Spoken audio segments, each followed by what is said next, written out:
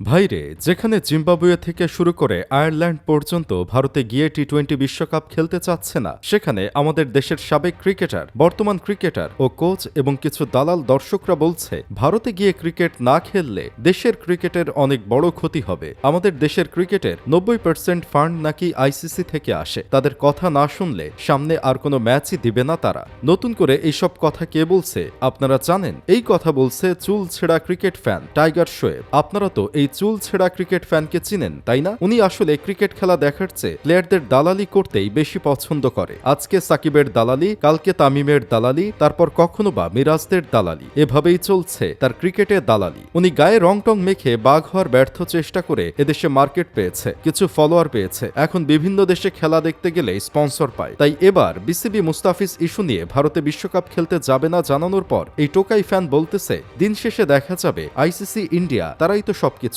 পরে দেখা যাবে তারা আমাদের খেলতেই দিবে না, শেষ পর্যন্ত আমাদের শুধু জিম্বাবুয়ের সাথে খেলতে হবে। তবে ভাই, তার এই কথা শুনে আপনারা অবাক হবেন না, কারণ এবার মনে হচ্ছে তিনি দালাল ইকবাল ভাইয়ের থেকে অগ্রিম প্লেনের টিকিট পেয়েছে, তাই এমন কথা বলছে। স্ক্রিপ্টটা চেনা চেনা লাগছে। এছাড়াও ভারতে খেলতে গেলে তিনি যেতে পারবেন, স্পন্সর পাবেন, সেই টাকা থেকে তো এখন বঞ্চিত হবেন। এজন্য এখন সেও দালালিতে নেমে গেছে। এমন জিম্বাবুয়ের সাথে খেলতে হবে বলে মন্তব্য করছিল আমাদের গতি দানব গদা সুজন, যেখানে এক প্লেয়ারকে নিরাপত্তা দিতে পারবে না রাজনৈতিক ইস্যু বানিয়ে চাপে ফেলে একটা দল থেকে বাদ দেওয়া হলো, সেই দেশেই আবার বিশ্বকাপ খেলতে যেতে চায় আইসিসি ইন্ডিয়া কন্ট্রোল করে বিধায়। আসলে আমাদের মানুষের গোলামির স্বভাবটা চায় নাই, আর চাবেও না। তাই বলছিলাম, চুল ছেঁড়া ক্রিকেট বিশ্লেষক দালাল শোয়েব, বাংলাদেশের সাথে লাস্ট ইয়ারে তোমার ভাতারের দেশের কোনো ক্রিকেটীয় বিষয় নিয়ে সমস্যা ছিল না, তাহলে বাংলাদেশ কয়টা সিরিজ ইন্ডিয়ার সাথে খেলছে, কয়টা অস্ট্রেলিয়া, ইংল্যান্ড, নিউজিল্যান্ডের সাথে খেলছে, সেই হিসাব দিতে পারবা? জানি পারবা না, কারণ বাংলাদেশ